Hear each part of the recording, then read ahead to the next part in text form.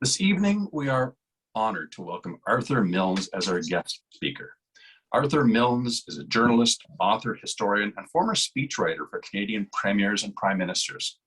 Arthur helped Brian Mulroney write his book of memoirs.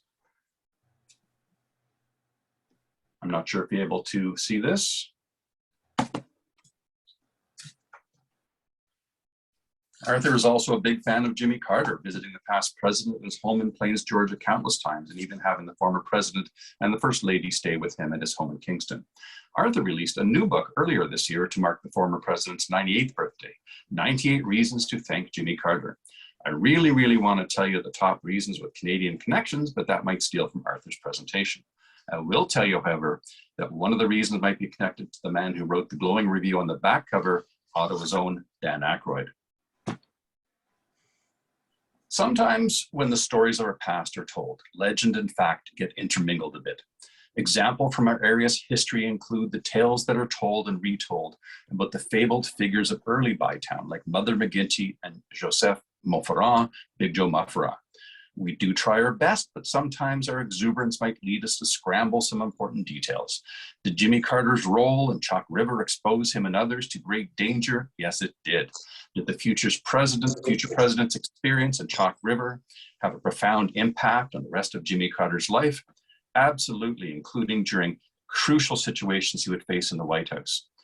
But did young Jimmy Carter single-handedly save the world from nuclear annihilation? Well, maybe not quite. Was Jimmy Carter one of the many courageous individuals to take part in this remarkable episode from Ottawa Valley's past? For sure. I do have to say that we are fortunate in that Canada's nuclear past has its very own historical society, the Society for the Preservation of Canada's Nuclear Heritage. And the Society for the Preservation of Canada's Nuclear Heritage certainly did take note and want to make sure we had all our facts straight when our Facebook post went viral last December. Morgan Brown is president of the Society for the Preservation of Canada's Nuclear Heritage and confirms that the young Jimmy Carter, a 28-year-old US Navy lieutenant in charge of a team of men, was personally involved in this important work, in the disassembling of the damaged equipment as well as direct supervision of his group. The operations were scheduled so that 4 men worked at a time. The work period varied from 1/2 hour to 1¼ hours. The consensus was that 2 45-minute work periods per day were probably optimum for such strenuous work when performed wearing gas masks and protective clothing of the type required. Exposure to high levels of radiation was certainly a concern. The Chalk River failure had occurred due to a culmination of errors, technical as well as human. The damage was done when the reactor accelerated to 3 times its maximum power. 22 of 184 fuel rods erupted, releasing fission products into the reactor. Some rods melted, a partial meltdown, and damaged the Calandria vessel. Contaminated water filled the basement, flooding it to a depth of 1 meter. Radioactivity was released into the atmosphere in the Ottawa River, but fortunately, by most accounts, not enough for serious short-term dangers to extend as far as Ottawa. With the immediate danger crucially contained and the daunting task of decontamination and cleanup and dismantling and rebuilding the reactor remained. It was the first time in the world that a reactor accident of this severity had occurred, a dubious honor for Canada. However, much was learned from the accident. Canada led the world in nuclear safety and continues to do so to this day at Canadian nuclear laboratories, universities, and nuclear utilities. Staff from AECL, Atomic Energy of Canada, immediately began with the initial stages of the reactor cleanup, utilizing people from across the laboratories to keep the doses within prescribed limits. The repairs that needed to be done were fortunately above the reactor itself, but they still faced significant radiation fields due to the contamination and from damaged channels. Canadian Armed Forces personnel were next to come on the scene to assist. Subsequently, the US Navy, the US Atomic Energy Commission, and US Naval Radiological Defense Laboratories were asked if they could send personnel. Jimmy Carter had been part of the experimental US nuclear submarine program under the leadership of Admiral Hyman Rickover, and so was part of a rather exclusive group when nuclear technology was still in its embryonic stage. The entire cleanup was a huge job. In the end, almost 1,200 toiled away in uncertain conditions. Of these, Jimmy Carter and the rest of the US contingent made up of about 150. The bulk of the slogging was completed by over 800 dedicated staff of Atomic Energy of Canada. We owe a debt of gratitude to them all. and if our non-expert spotlight on the future president's role took away from the heroism shared by hundreds of others, we certainly owe those courageous individuals a sincere apology. And again, thank you so much to Morgan Brown and the Society for the Preservation of Canada's Nuclear Heritage for working to ensure the full story is told. I'm pleased to announce that Morgan is in fact here tonight and has accepted an invitation to be available during our question and answer period after Art's talk to field any of the more technical questions regarding the Chalk River incident. Please remember to use the chat function to type in your questions during tonight's presentation, and Art and Morgan will be pleased to answer them to the best of their ability after the presentation. Mortgage and his society continue, by the way, to seek to further their knowledge of the Chalk River incident, and they welcome any additional firsthand accounts of this remarkable chapter in the Ottawa Valley's history. A remarkable chapter that Jimmy Carter has certainly never forgotten. And with that, to learn the story of Jimmy Carter beyond Chalk River, I'll turn things over to our guest speaker, Arthur Milnes. Well, thanks, Ben. And I have to say, that was quite a introduction you gave of me. And while you were giving it, I thought of another US president named good old Lyndon Johnson. And LBJ, whenever he would get a fulsome, wonderful introduction like you gave me, he would always use this line. And he would go up, take his massive bulk to the podium, and he would say, Mr. Chairman, thank you for such a, fulsome and wonderful introduction. My father would have liked it. Then he'd pause, and then he'd say, but my mother, she would have believed it. So thanks, Ben, for being too kind talking about me. And also owe Ben, because when your Facebook post went out last December on President Carter's work at Chalk River, and then went uber viral. If I remember, there was something like 15 million views and hits or something like that. There was 1 million views on Facebook and many, many more on Twitter. Right. And I know from a friend who I'm going to introduce you to in a few minutes down in Plains, Georgia, that President Carter probably enjoyed all that PR, right? And once a politician, always a politician. And trust me, he loves to talk about his work at Chalk River. But whenever the president or Mrs. Carter are in the news up here, my email goes crazy. People phone me, and et cetera, et cetera. But thanks to the Ottawa Historical Society, my social media and telephones and an email and everything didn't just light up. They themselves went nuclear. And because of you guys, I spent a few days on the phone being interviewed from all over the place. And every reporter wanted to say that Jimmy Carter single-handedly saved not just the Ottawa Valley, but the capital of Canada from a nuclear annihilation. And by my fourth interview, I stopped fighting it. So, any public historian or writer of nonfiction books who tells you they don't love that sort of exposure is lying. So I really owe you guys for that. And I probably sold a few books thanks to you guys. So I'm very much in your debt. And a lot of my talk tonight, my presentation, is actually going to be about Plains, Georgia, the small rural Southwest Georgia home of President Mrs. Carter. And it's only about 630 people. And I would argue in many ways, you don't get Jimmy and Rosalind Carter until you visit and study Plains, Georgia. It's quite a remarkable, remarkable place. And rather than me wax eloquent about Plains, I'm thrilled that we have a special guest who's joining us tonight from Plains, Georgia. And Jill Stuckey is the superintendent of the Jimmy Carter National Historic Site. She's been putting up with my pesky questions for, 15 years. She's a great friend, and she's a great friend of the Carters. So Jill, welcome to the Ottawa Historical Society. Hey, thank you, Art, and thanks everybody. Welcome to Plains, Georgia. I have my two favorite people over my shoulder tonight. Actually, we were just up at their house. President Carter had requested one of his favorite meals tonight, bacon and eggs and biscuits. So I told him that I would be with you, and he said to tell everybody hello. I'd like to just quickly show you around, because I know everybody's excited to get to Art's talk. But wanted to tell you what we have down at Jimmy Carter National Historical Park. Behind me, you'll see the high school. That's the building I'm standing in. It's been around for about 101 years now. We also have President and Mrs. Carter's house, which many years from now, the Park Service will inherit, and we will have a museum there. I might be around to see it. We'll see. Probably President and Mrs. Carter will outlive me, but who knows? President Carter just turned 98, and Mrs. Carter is 95, and they are doing well.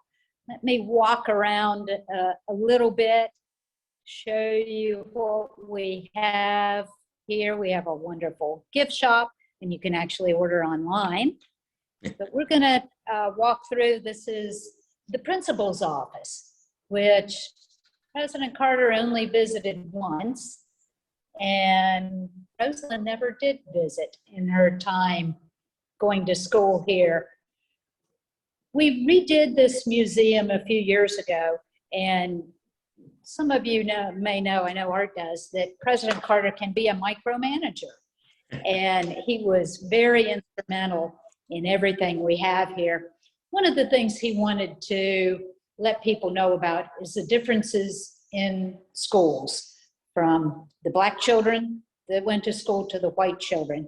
So if you were a Black child, you had one teacher for 40-some kids.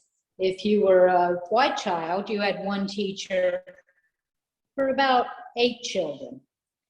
And you didn't have running water if you went to as a Black child. You didn't have an auditorium, you didn't have a cafeteria. The equivalence of books.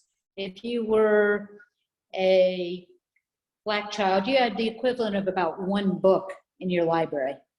But if you were a white child, you had the equivalent of, that many books. So there was a big difference in South Georgia, and we're talking about the years from the 1900s through really when we integrated the schools in actually Chip Carter's class, which was 1967. So stark difference for the children, depending on your color. Also, we have a dress worn by a lady who was President Carter's first date when he was in school. Very, very tiny, tiny dress. And then one last thing, I'll quickly show you the auditorium we have here.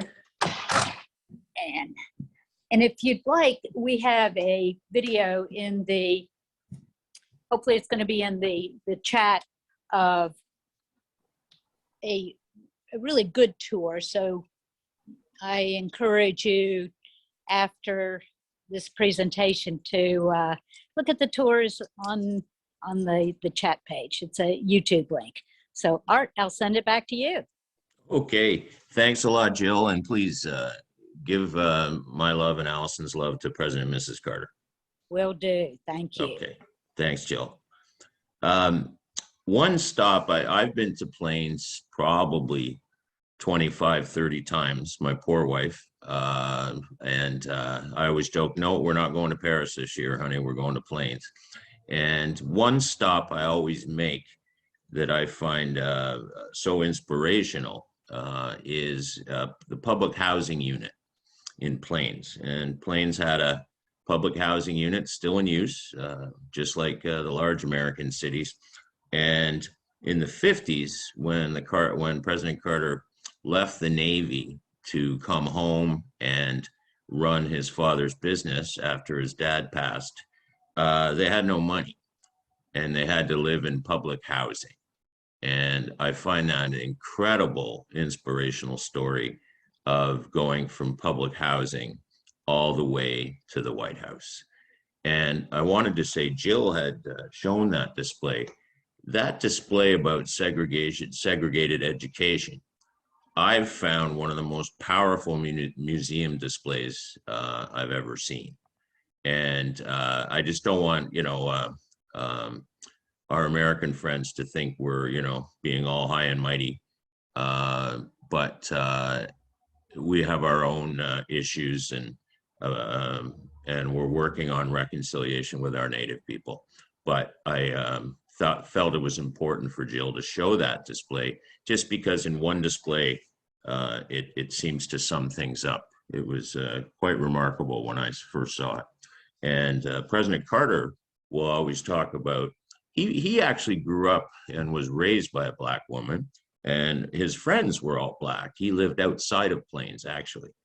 And he talks about, he's about 12 years old, and he and his buddies, who are all African Americans, are coming back from the local fishing hole, and they get to a fence with a gate, and they're about 12 years old. And the other kids get to the gate first, but they stop, open it, and wait for the white guy to pass. And it was this unconscious, nobody talked about it. And I've always found that quite powerful. And also how President and Mrs. Carter have been pioneers in overcoming and bridging racial divides that they've been doing their entire lives, and they still work on today. But before we get to Chalk River, which I'm actually going to let Jimmy Carter talk about, not me that much. But I wanted to give you a bit of my own journey with Jimmy Carter. And for me, it starts when I'm probably 11. I'm only 11 years old when Jimmy Carter becomes president of the United States. And I was 14 when they left the White House in January 1980. But in my house back home, Scarborough, Ontario, my parents always encouraged everybody to talk about politics and public affairs around the dinner table. Well, my mother, she would talk about public policy, but she never talked about politics. That wasn't her thing, with one exception, and that would be Jimmy and Rosalind Carter. And my mother said over and over, she always said the same thing. She'd always say, Art, Jimmy Carter is a good and decent man. But my mom also was greatly inspired by Mrs. Carter. You see, my mom had worked for a spell in the 50s on a psychiatric ward as a nurse in Toronto. And there were mental health challenges in her own family through her mom, and remain in our family today. And she found Rosalind Carter's work starting in the early 60s in rural Georgia, trying to lift the stigma around mental illness. She found that inspirational. So mom spoke about that. But my mom and dad also, around the dinner table, this is the Cold War. And as you guys, a lot of you will remember, the Cold War was pretty hot at this point. And my parents, both of them, over and over, spoke about how they felt safe with Jimmy Carter's finger on the West nuclear deterrent. It was the first time I remember my father had told me since the end of the Second World War, where he personally felt safe on the Western side, that he knew that the President of the United States was a good man and would carefully make any decision in that area. And both my parents spoke of that over and over. And if you remember, this is the year of the Soviets invade Afghanistan. There's talk of neutron bombs, B-1 bombers, and tensions between the Warsaw Pact and NATO in the news every day. So this was very important for my parents. And decades later, sitting in my own basement around the fire with Jimmy and Rosalind Carter, it was very important for me to tell him something. And I said, Mr. President, can I tell you something personal? And he looked at me and he said, of course, Art. And I told him how my parents had felt. And there was kind of a silence. And then Mrs. Carter broke up the silence and she said, you know, Art, I felt the same way as your parents too. And it was a very important moment for me to be able to tell this to my hero to his face. But as I got older and entered my later teens, and Carter was out of the White House, I would read any new books that came out or articles I would see. And one book in particular really spoke to me, and that was President Carter's presidential memoir called Keeping Faith. And in particular, I was really struck by his personal diary, and it really spoke to me. So that perhaps led to my lifelong interest in political memoirs by our past leaders, and my work for 5 years with Brian Mulroney as his memoirs assistant. And I want to share with you a Brian Mulroney, Jimmy Carter story. You're going to love this one. So when I worked for Mr. Mulroney, I had to go to like 100 of his speeches. And you can tell when Brian Mulroney gives a speech, if he's in a good mood, the topic's good, the audience is great, everything's perfect. He starts with the Diefenbaker butter story. And I'll give you the short version. So Mr. Mulroney speaks about how the political leader or prime minister has to be humble, and they learn that the hard way. And he described Mr. Diefenbaker's first trip out of Ottawa as the new prime minister. And they go to a banquet. The prime minister speaking to the Civitans or something in Arnprior or Almont or something like that. And they're at the table waiting for their meal, and the waiter comes along behind the head table. And he carefully puts a bun in front of each person at the head table, including Mr. Diefenbaker. And Diefenbaker turns when he gets his bun. Then the waiter puts one pat of butter. And Mr. Diefenbaker says, sir, can I have another pat of butter? Without hesitation, the waiter looks at the prime minister and says, no, one pat of butter each. And Dief says, well, Olive's not with me. I just want a second pat of butter today. And the waiter says, nope, one pat of butter. And then Dief gets mad and he says, don't you know who I am? And the waiter says, no. And then Dief says, well, I'm John George Diefenbaker, the new Prime Minister of Canada, and I want another pat of butter. To wit, the waiter looks at him and says, don't you know who I am? And Dief says, no. And he says, I'm the guy that gives out the butter. So I laugh every time I hear Mr. Mulroney deliver that. I love it. And I believed him. And then one fateful day, I was in Plains, Georgia. I was in the antique mall there, and I bought a book. Here it is here. It's called The Wit and Wisdom of Jimmy Carter. So I I was in the bookstore, and I came to page 63. And there was Governor Carter giving a speech in Georgia. And he was talking about how to be a successful leader, you have to be humble, whether you like it or not. And Governor Carter described going for breakfast one morning in a restaurant in rural Georgia. And he ordered hotcakes. And the waitress came over, gave him his hotcakes, and gave him one pat of butter. You can see where this is going. And Governor Carter said, please, ma'am, can I have a second pat of butter for my hotcakes? And the waitress said, no, one pat of butter each. And Governor Carter said, well, ma'am, don't you know who I am? I'm the governor. And she looked at him and said, no, I have no idea who you are. And then she said, don't you know who I am? And Carter said, no. And she said, I'm the gal that gives out the butter. So standing in that bookstore, I pulled out my cell phone and I phoned Brian Mulroney at home in Montreal. And I said, sir, you told me that was Diefenbaker, the Diefenbaker butter story. And he said, well, yes, Arthur, of course that is. And I said, well, I've found Jimmy Carter telling the same story, but he's in a restaurant and it's hotcakes and it's not John Diefenbaker. And at this point, Mr. Mulroney says, well, Jimmy must be stealing my best lines. He always does that. So later that night, I'm having dinner with President Carter. And I said, sir, there's these two conflicting butter stories, and I need to know which one of you started to do it first.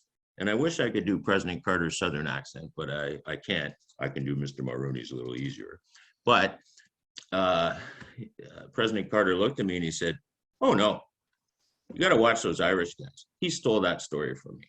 So anyway, there's my Brian Mulroney, Jimmy Carter story that I quite enjoy.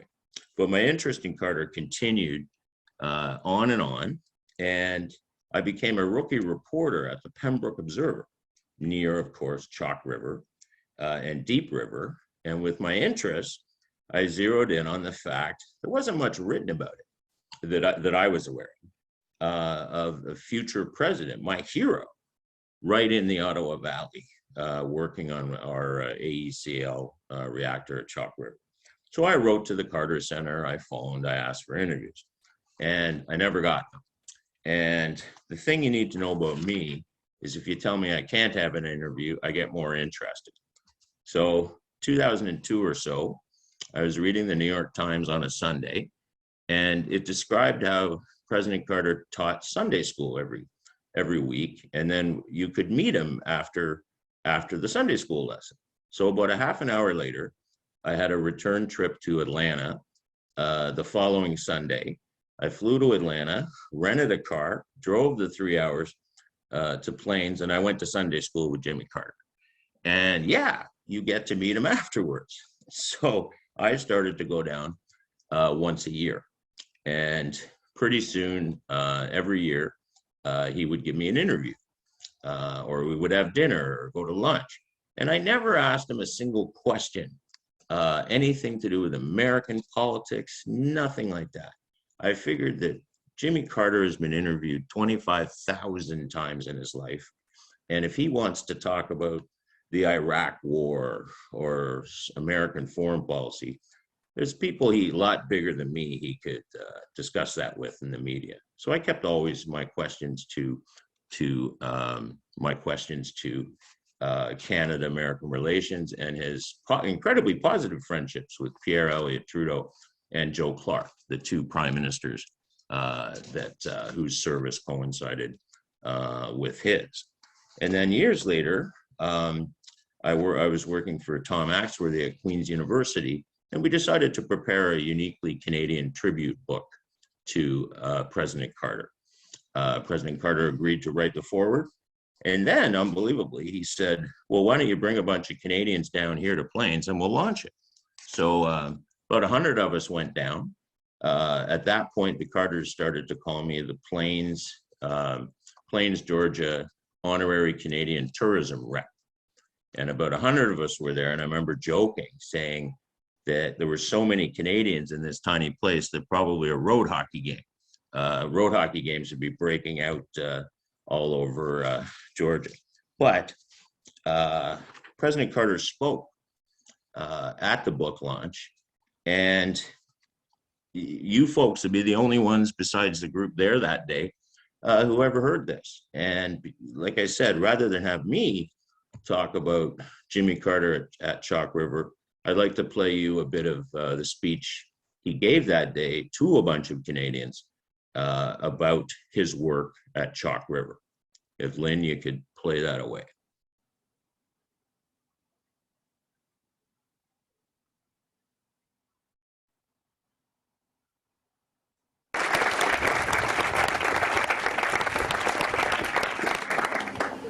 Don't give a long introduction when a short one will do.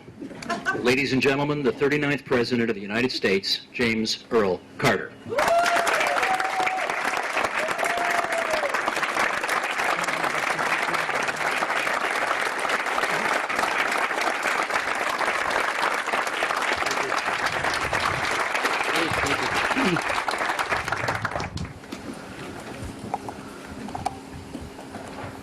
Well, this was my home from the time I was 4 years old until I went off to the college in the Navy when I was 16 years old. But I don't believe I've ever remembered a more gratifying and pleasing and emotional experience than the last few moments have been. The comments from the principal of Queens and Art, who's become almost a citizen of Plains, and Steve's delightful presentations and his chairmanship, and to have Kevin and James present me this flag is almost overwhelming for me. I don't think you could find very many American citizens who don't look northward with great admiration and sometimes envy at the society that has been formed by Canadians. And I have had my life touched in two very important occasions by Canada. As a matter of fact, Art revealed one of those occasions that's gotten attention from CNN and from New York Times and from Economist magazine. It had never been presented before, and that's when I went to Chalk River, Canada, on a train in early 1953. All of us lately have been watching with great concern and despair the meltdown of the nuclear reactors in Japan. The same thing happened in Canada. At that time, the nuclear power program was one of the most secret in the world. And I was blessed to be one of the few young naval officers who was privy to those secrets. I worked for Admiral Hyman Rickover, and I was in charge of the crew that built the second atomic submarine, the USS Seawolf. And a very small number of people in the world were qualified to learn the secrets of the inner workings of a nuclear reactor that produces power. When the disaster took place in Chalk River, it was out in the jungle areas of Canada. And I was asked to go up there and help dismantle the very highly radioactive core of a reactor. And it was a very difficult and potentially dangerous event, but it had to be done. So we went to Canada on a train. Nobody in the United States knew we were going. Nobody in Canada knew we were coming. And we got to that remote area, and they had prepared the place for us. And we would put on our white suits and all of our protective equipment, and we would dash onto a tennis court where an exact replica of the core of the reactor was on the tennis court. And we would have the proper wrenches and vice grips and that sort of thing, hammers. And we would dash on the tennis court and take off as many nuts and bolts and do as much as we could. And then we would get away, and then they would put it all back together. We would run on the tennis court and practice again until we got as perfect as human beings can be in doing as much work as possible in 90 seconds. That's all we had. And then we went down below in the reactor room, and my earliest acquaintance with a television camera. Television cameras were focused on this core reactor, and we dashed on the site there, and in a highly radioactive environment did our job. I had radioactive urine for about 6 weeks. I thought I would never have another child.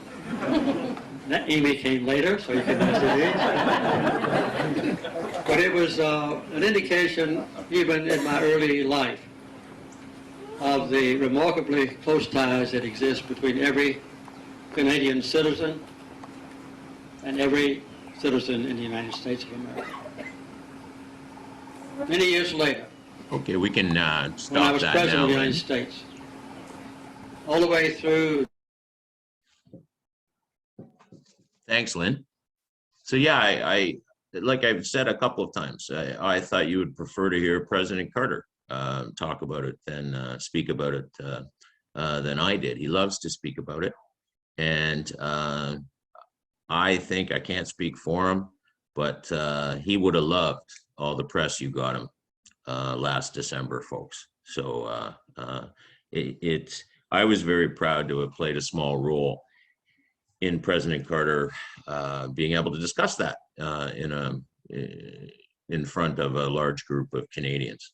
And another matter where President Carter, even today, actually still gets emotional. In fact, at our book launch, he teared up, which is, of course, the 6 American hostages that Canada, through our embassy and Ambassador Ken Taylor and his wife and his staff, kept those 6 Americans safe, so they didn't suffer the fate of the other 52 hostages. And when the time was right, they were able to be smuggled out of Tehran and home safe to the United States. Oh, and I should add, Jimmy Carter, he likes Ben Affleck, but he hates the movie Argo. And he doesn't like it because he feels that Canada didn't get enough oomph out of it. So now I'm going to play him talking about the Canadian caper from late '79, early 1980 in Iran. Go ahead there, Lynn.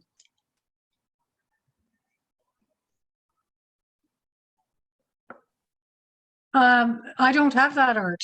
Oh yeah, you have it. Just continue playing where, and I guess we're getting close to questions anyway, so don't worry about it, Lynn. And to everybody else, that's my fault. I didn't cue it up properly. So I'm a technological Luddite, so I apologize for that. But yes, even to this day, that's in a very emotional moment for President Carter to recall. And when he came here to Kingston to receive a joint honorary degree with Mrs. Carter, they had only one demand, and that was that Ken Taylor and his wife and Flora McDonald and Joe Clark be invited. And they called them their special heroes to this day. And I think we're getting close to questions. Would I be right there, Ben?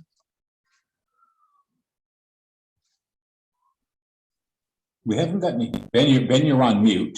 We haven't got any questions just yet, but I'm gonna, well, rather than send it up to chat, I'll make the vocal announcement that don't be shy, folks, send in your questions.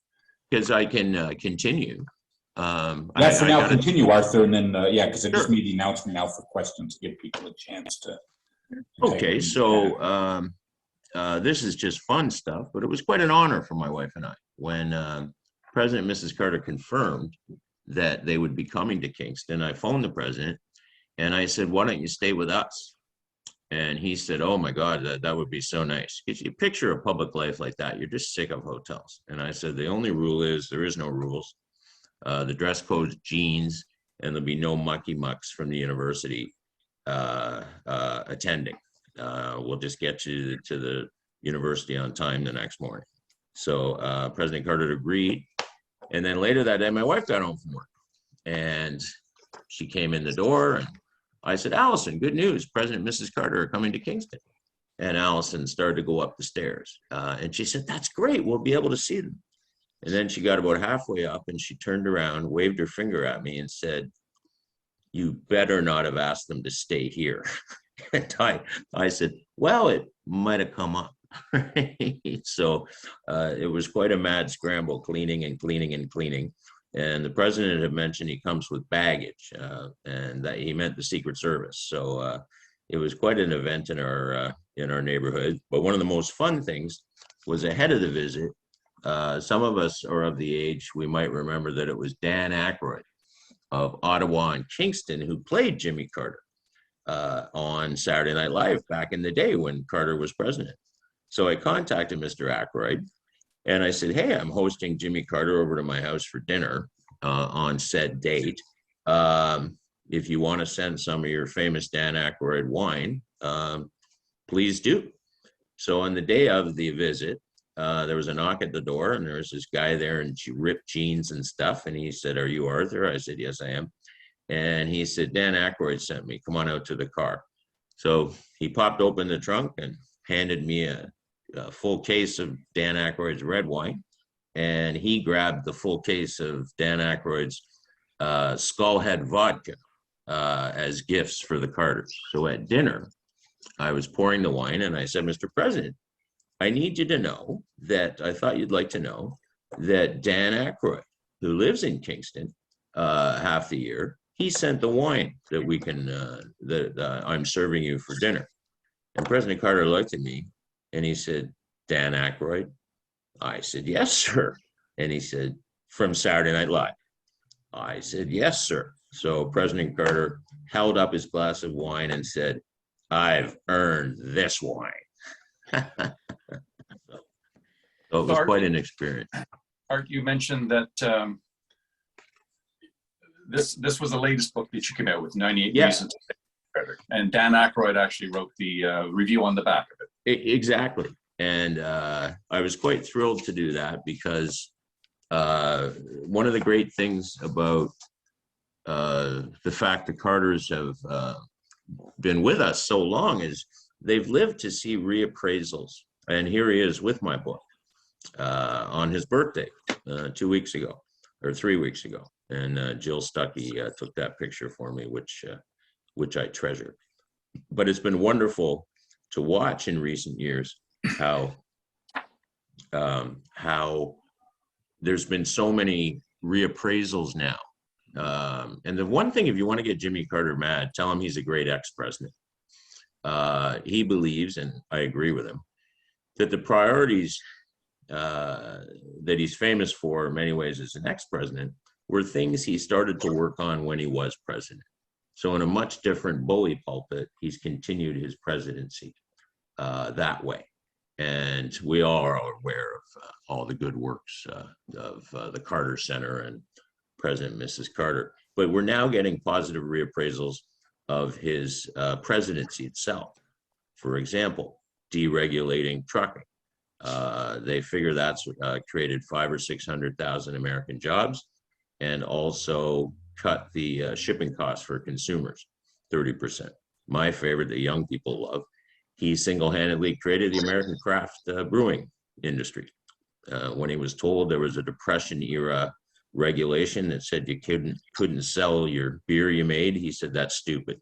And the list goes on and on. But I'll just end off with, I'm going to end off with a comment from Joe Clark. And Mr. Clark, the former prime minister, wrote a very moving tribute to President Carter in the Canadian context.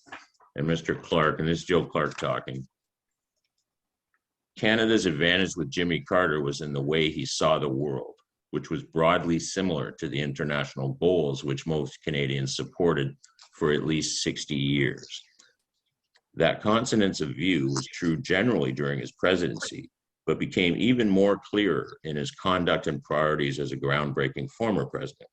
His Carter Center could have been merely another important library, cataloging and reflecting upon a presidency in turbulent times. He and Rosalind Carter instead transformed it into an unprecedented international bully pulpit, able to both enunciate high principles and then pursue them concretely. They are a beacon of international values of which most Canadians say their support. In terms of what Jimmy Carter does in the world, he's a pretty good Canadian. Art, I want to thank you so much. Before we do have some questions rolling in, but before we get to those, I'm going to, Morgan Brown, can I ask you to unmute yourself? Are you with us, Morgan?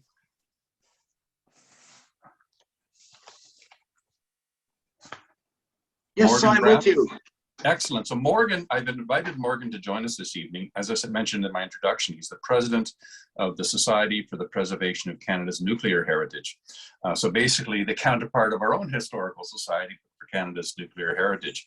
And Morgan and I had a great conversation the other day. I think we talked about an hour, didn't we, Morgan, about all sorts of stuff. But this is obviously the whole Chalk River incident, and certainly beyond Jimmy Carter's involvement as well, has been something very important that your society has been trying to gain additional knowledge on over the years, hasn't it? Yeah, we have some, a little bit in our archives. We haven't got any really good, well-provenanced information. We know a lot about the accident. That's written up in papers. We have some reports and things like that.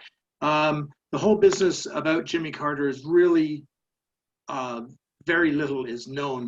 There were some people who, when it sort of first got, I believe there's someone who was describing to me how an article came out, I think in the Atlantic Monthly or the New Yorker, something like that, when Carter was first became president. And they were telling me that they rushed off, having seen this article because it mentioned the Chalk River accident, and they rushed off to try, and Carter's involvement, they rushed off to try and find records of his involvement and, dose records and things like this, which would have been kept. And nothing remarkable was found. And he was worried that the next day the phone would ring off the hook, people wanting to know what was going on, what Carter had done.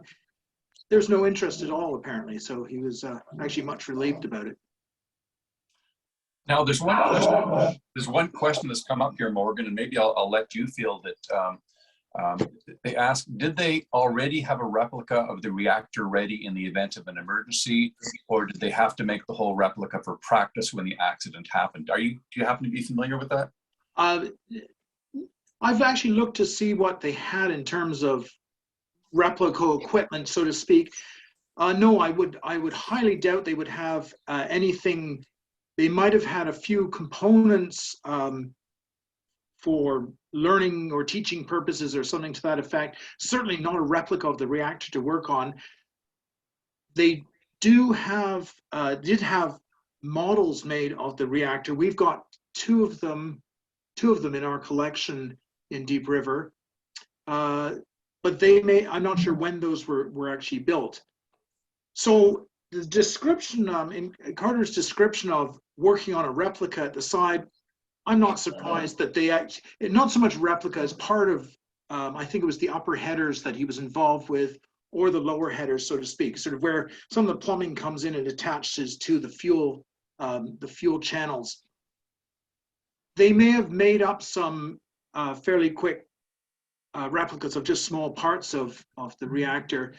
His reference to a tennis court, I have no idea what that is. I'm suspicious that it wasn't a tennis court at all, but it was perhaps an area, perhaps a flat region outside the reactor building itself that may have been colloquially known as the tennis court. I highly doubt there's actually a real tennis court on the Chalk River site. I've never seen any reference to that, except from what Carter had said. Well, interesting that you should mention that, Morgan, because when Samuel de Champlain came to Canada, when he saw the Indigenous people using snowshoes, he identified them as tennis rackets, les raquettes. So for some reason, when people come to our country, they have tennis on the mind. I don't know what it is. So Morgan, we're going to come back to you, if you don't mind sticking with us, and we're going to ask some questions of Art. Richard, would you like to take over and ask Art some questions that have come in? Yeah, sure. First of all, I'll mention that Kathy's posted the link to the YouTube video. So if you're interested in checking that, go to the chat box and you'll see that highlighted. Yeah, what was one of the earlier questions here? Let me go back up here.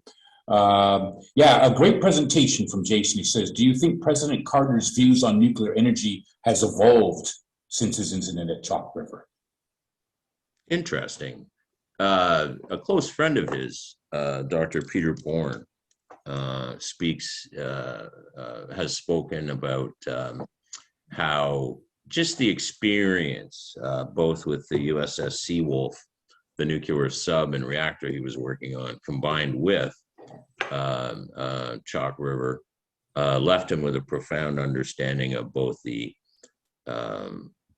wonders and dangers of nuclear power.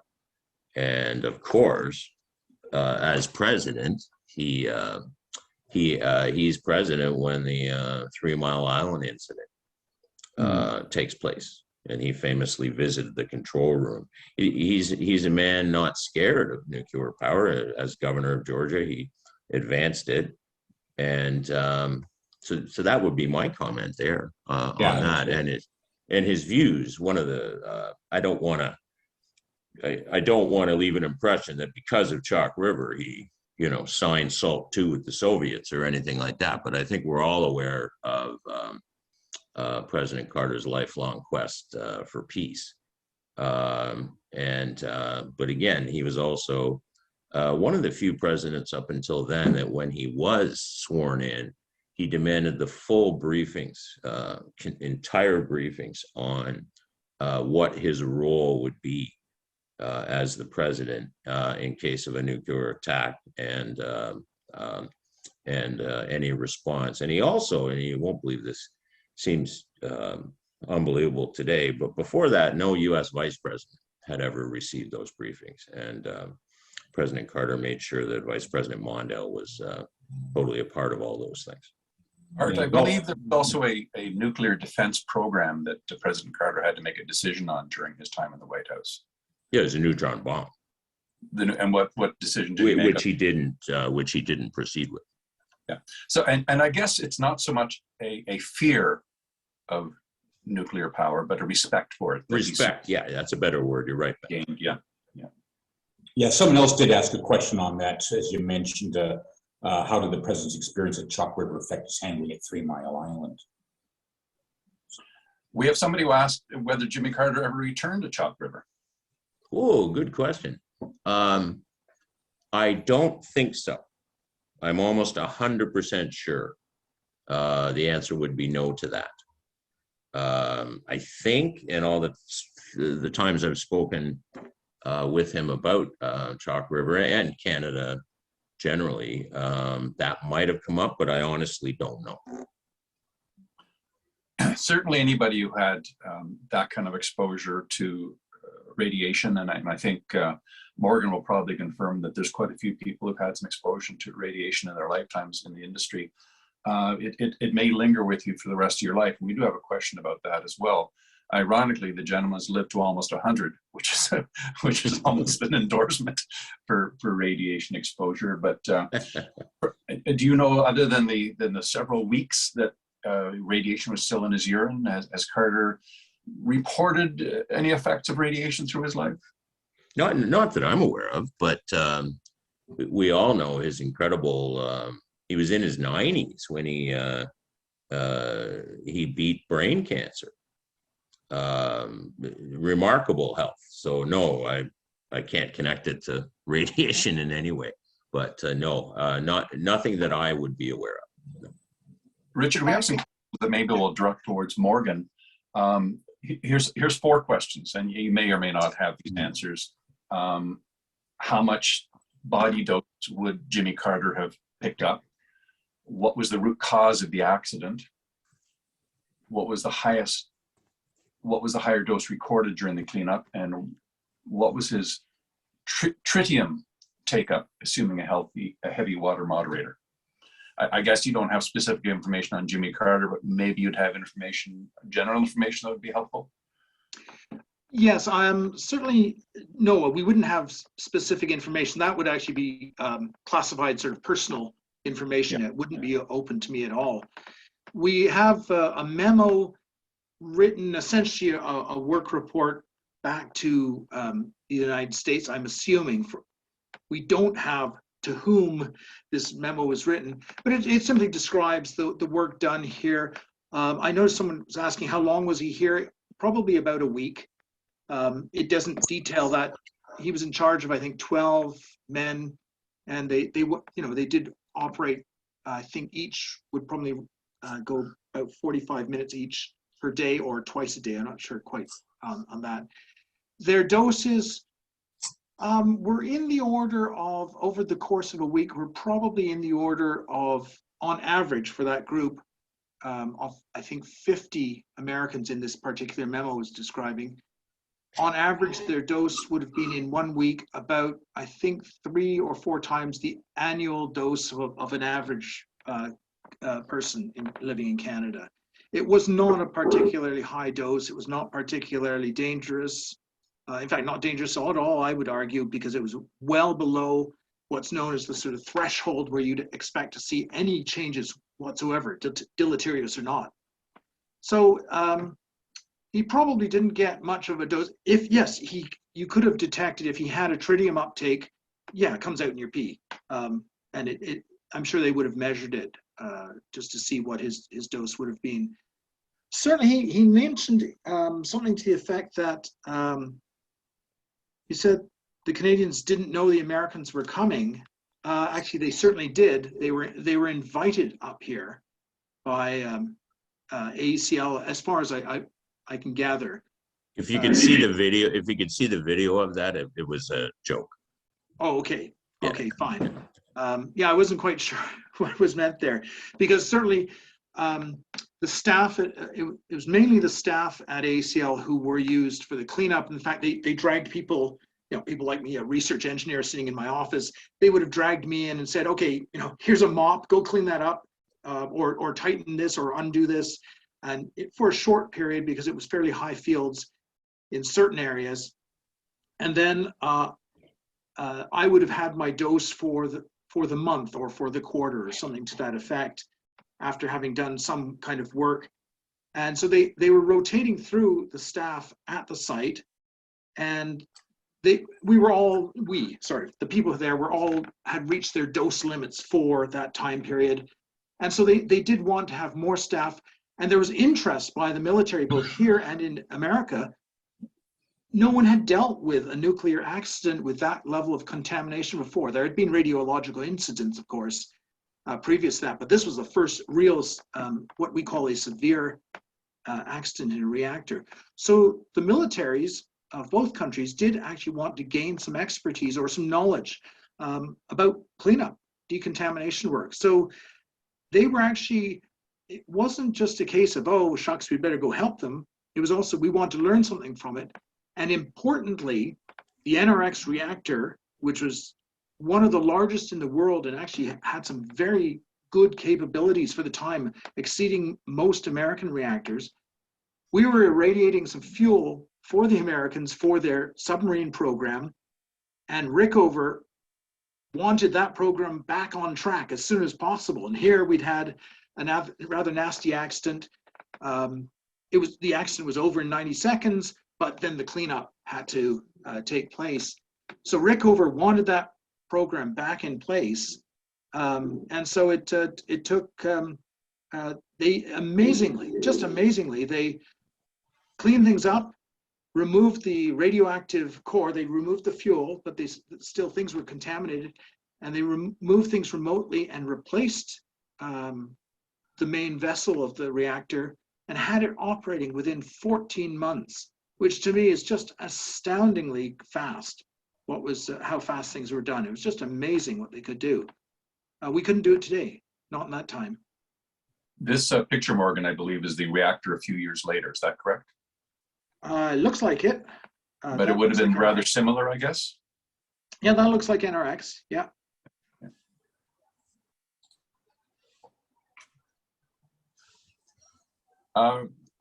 Lynn, I did want to mention that. I'm looking. I had a chat with a few people here. In addition to most of our local historians that have joined us, we have at least a few people that have heard about us tonight through the Canadian Nuclear Safety Commission. So we have a lot of people that are here because of that. So I don't know whether to ask Arthur this, based on what you've heard from President Carter over the years. What's your personal opinion on nuclear energy? It seems to be something that's kind of been coming back. People talking about maybe bringing nuclear energy back. Do you have any opinion on that? Not really. It's just if we're going to face climate change, we're going to need nuclear reactors. That might be a good question to ask Mr. Carter next time you see him. I'm curious to what his opinions would be after all these years. Well, the other thing is, Oh, yeah, Jill.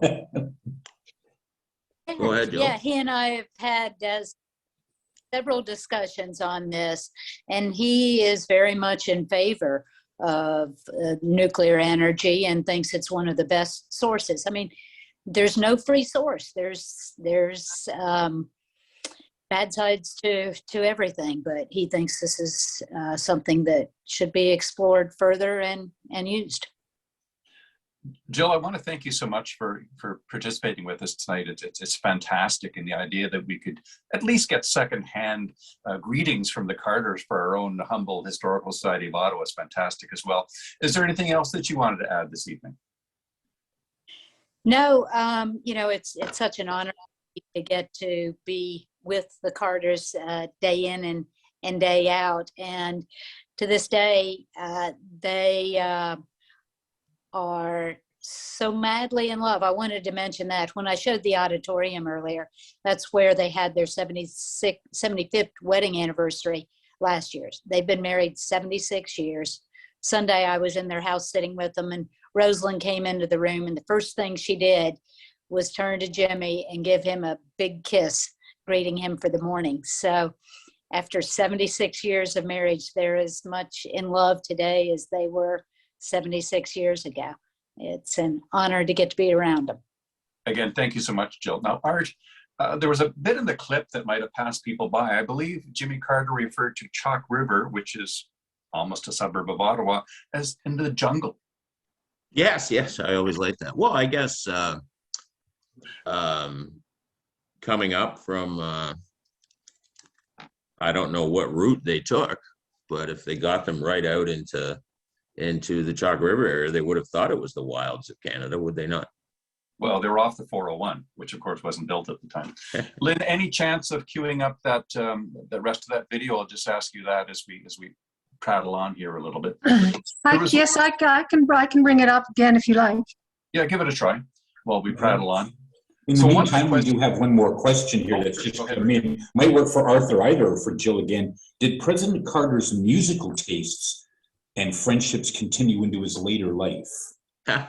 Well, if you haven't already, I can't remember if it's on Netflix or Amazon or which streaming service, but the new-ish documentary, Jimmy Carter, Rock and Roll President, and it's fascinating, his friendships with Willie Nelson, Bob Dylan, the Allman Brothers, but also for the politicos among us, his effective use of rock music and his connections to help him raise money to run for the presidency. They didn't have any money. And Greg Allman and others were quite effective fundraisers too. So that's a fascinating documentary. I'm a Bob Dylan fanatic, so I've never met Bob Dylan, but I've met Jimmy Carter, so I'm, what do they call that? 6 degrees of separation. So I'm pretty thrilled. So. Well, Jill just held up a DVD, so maybe we could ask her if that DVD is for sale online through the museum. We don't have it here at Jimmy Carter, but like Art said, I believe you can get it online. And they were thrilled to get the interview on this documentary with Bob Dylan, because Bob Dylan doesn't do documentaries, but he did for his buddy Jimmy Carter. Well, that's fantastic. I have to admit, Art, I'm a huge Bob Dylan fan myself as well. I knew I liked you. But I'm disappointed that Jimmy Carter doesn't have any direct musical connections or affinity to any Canadian musicians that you've mentioned. But don't you watch. Jill will be back to us in a week, and he's going to send a list to us. Yeah. I'm sure he loves Gordon Lightfoot. I'd be shocked if he didn't. So, Lynn, I'm assuming we're not having any better luck. No, I can share it right now. Let's go for it. Yeah.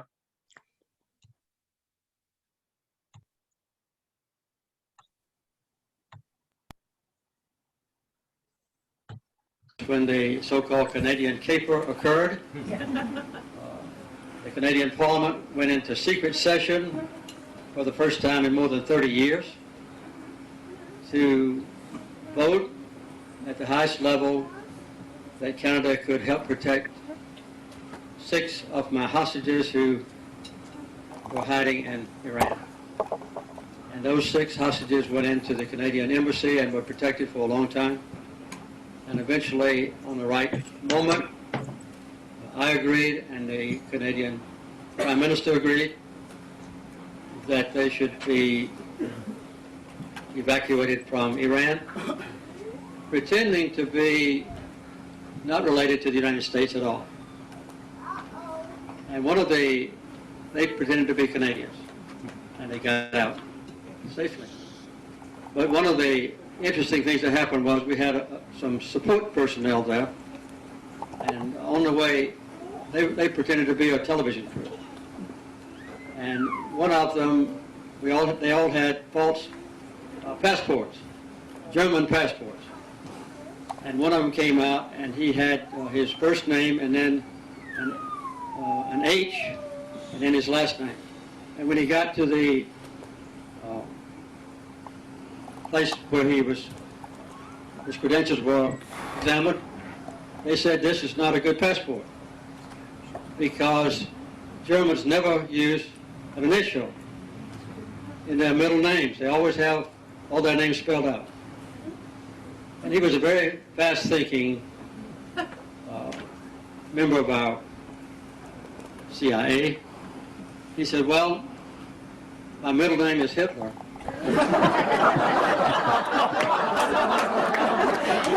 And I had special permission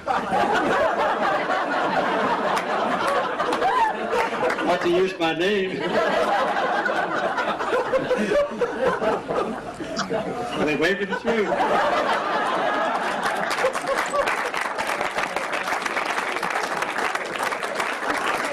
But I think you all may remember, those of you who are old enough, the closeness that event affected every citizen in this northern hemisphere.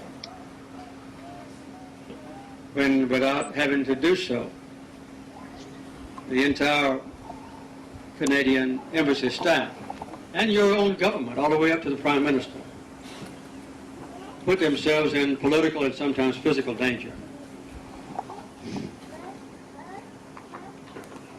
to rescue 6 of my American friends. Yeah, that's that part. I was a very close personal friend with Pierre Trudeau. He served the first 2 years that I was president. He So we can end it now, I would say Art? an international statesman. Yeah, then we can end it Yeah. now. Yeah. He participated in all the events that I did. Artie was obviously very emotional in that last part, talking about the Canadians helping to rescue the American hostages. Yeah, he cried, and Yeah. you could have heard a proverbial pin drop. Yeah. And like he said, I was very young. I remember when my brother was hitchhiking around the United States during that period, and I'll never forget my parents talking about how he sure as heck didn't need to stick his thumb out much during that period. Just the remarkable, I would call that the high watermark of Canada-US relations in my lifetime. That moment was pretty special. Well, before we wrap up, Morgan, you've put onto our chat section there a couple of excellent references for people who want more information.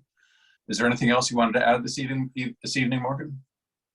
Well, thank you for inviting me this evening, and thank you for the presentation, Arthur. If people are interested in seeing, we have a collection up here in an old building in Deep River itself, and if anyone would like to have a tour, we're more than welcome. We're more than willing to welcome you and give you a tour anytime except in the middle of the night. It's a long-winded name. We're sorry for that. It was Corporations Canada who kind of backed us into the Society for the Preservation of Canada's Nuclear Heritage Incorporated. If you'd like to visit our collection, we have some fascinating artifacts. We're trying to be eventually a national nuclear museum, but we're starting small right now. And please do check us out, our website, and from there you can contact us if you're up this way and would like a tour. We're really happy to show people around. Thank I you. got an idea for, I have an idea for an honorary patron. I'm just saying. Ooh, does he have And- While we're on the technical knowledge? subject, I have an idea for a future guest speaker. Ben, if you're- Anyways, and I think Morgan might make an interesting one too. I think it's a great bonus to be able to see your museum and the clock museum at the same time. That's one of our directors is Alan Simmons, who's the Really? director of the Clock Museum. That's a good little museum. He's got an amazing collection, really nicely laid out. In fact, I'm a little bit jealous of what he's been able to do over the years. Well, every time I drop into the clock museum, I'm traveling, and I always drop in. And he always says, "Do you have an hour and a half for me to give you the full tour?" I said, "Alan, I've got about 10 minutes. What do you want to show me today?" Anyways, I digress. I want to thank everybody so much, Morgan and Jill and Art. And Art, do you have any last words before we say goodnight for the night? No, just I think Joe Clark put it best, just in terms of what Jimmy Carter stands for and what he's done in the world. He's a pretty good Canadian. And I consider it one of the highest honors of my life that I can call him a friend. Well, that's fantastic. Thank you to everybody for joining us. We have one more virtual speaker series presentation of the year. That will be at the end of November, of course, featuring Murph Sarazan talking about the history of the Algonquin people in the Ottawa Valley. We urge you and invite you to join us for that. And we have one in-person presentation left. That'll be in the middle of the month. And that's going to be at the Downtown Library, featuring Rod McIver, photojournalist for over 40 years. And we hope to see you at both and then see you in the new year. So thank you again, everybody, and everybody have a great night.